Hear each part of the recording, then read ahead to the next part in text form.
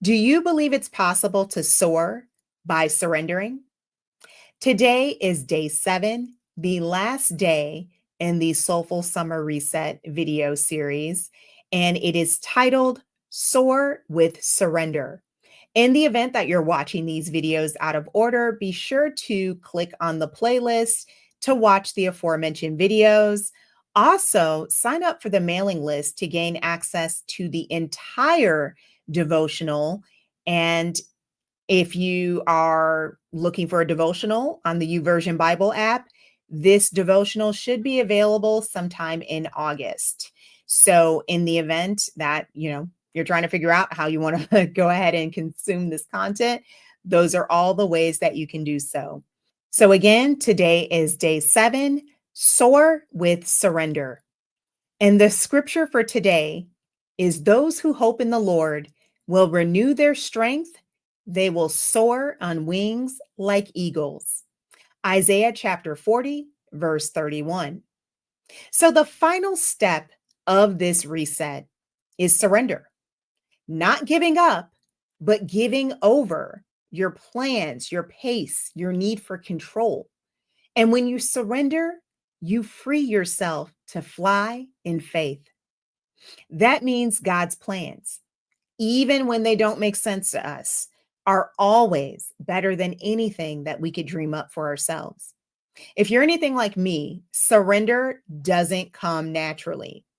We cling to what we think we need, whether it's a relationship, a job, or the approval of others. But when you learn to let go, God does something amazing. He takes your small dreams and exchanges them for blessings far beyond what you could ever imagine. Let me share 3 areas of my life where surrendering to God has brought me more peace, joy, and purpose than I could have achieved on my own. Number 1, letting go of my obsession with marriage. For years, I was fixated on getting married. In my 20s, I convinced myself that marriage was the ultimate prize that would finally make my life complete. I didn't see marriage as a blessing or an addition to a purpose filled life. I made marriage the mission itself. Looking back, I realized how dangerous it was to have this type of mindset. And if I had forced myself to get married with this mindset, I would have ended up in a marriage that left me miserable and disconnected from my true purpose. God protected me from my mistake. When I finally surrendered this obsession to Him, He showed me that my marital status doesn't define my worth and my identity. He gave me the peace and taught me that it is possible to live an extraordinary life with or without Mr. Right. And just a side note, in the event that you're struggling with this particular issue, I encourage you to check out my book, How to Live an Extraordinary Life with or Without Mr. Right.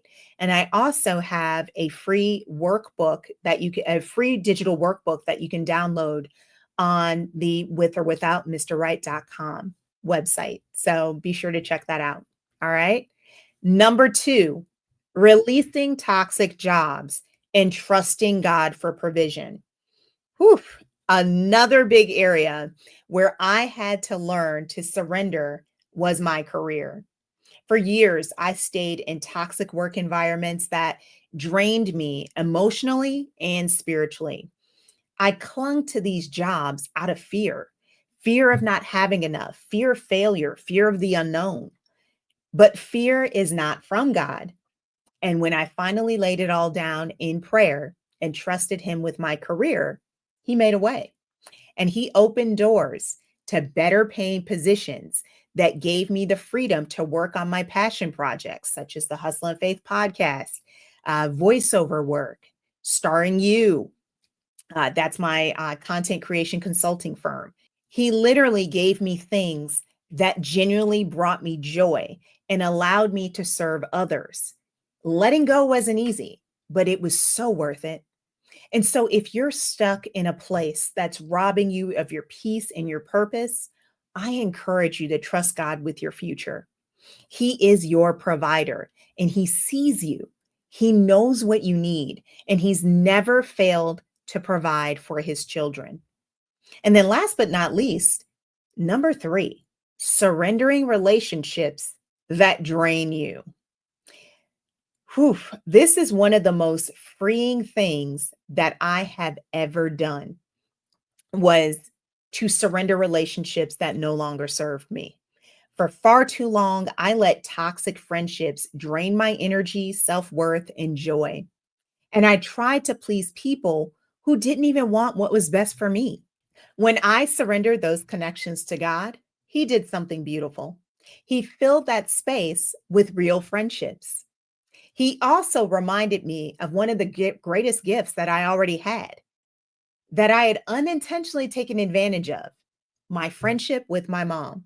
She's always been my greatest cheerleader and prayer warrior. People may come and go, but God's love remains constant. He wants you to surround yourself with people who uplift you and point you back to Him.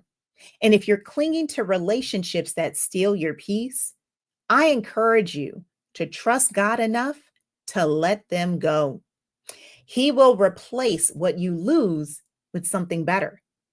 I pray this summer will be a sacred reminder that when you intentionally slow down and rest in Him, you'll find strength, clarity, and a renewed sense of purpose for every season ahead. I truly hope this message resonates with you. Be sure to check out the entire Soulful Summer Reset devotional.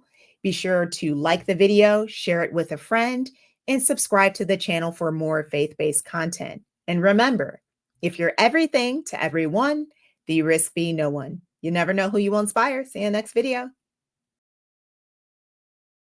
Hey ladies, I just wanted to share my new book, How to Live an Extraordinary Life, with or without Mr. Right. I'm dismantling harmful stereotypes and empowering women to see that singlehood isn't something that you have to survive, it's a place to thrive. Through biblical wisdom and real talk, this book is going to answer key questions such as, what does the Bible actually say about singleness? And how can I reject society's misguided views and embrace God's plan for my life? So if you've ever asked yourself these questions or wondered if something was missing in your life, this is the book for you. It's time to stop waiting and start living. Your life isn't on hold. It's happening right now. Grab your copy today in audio or paperback format at www.withorwithoutmrright.com.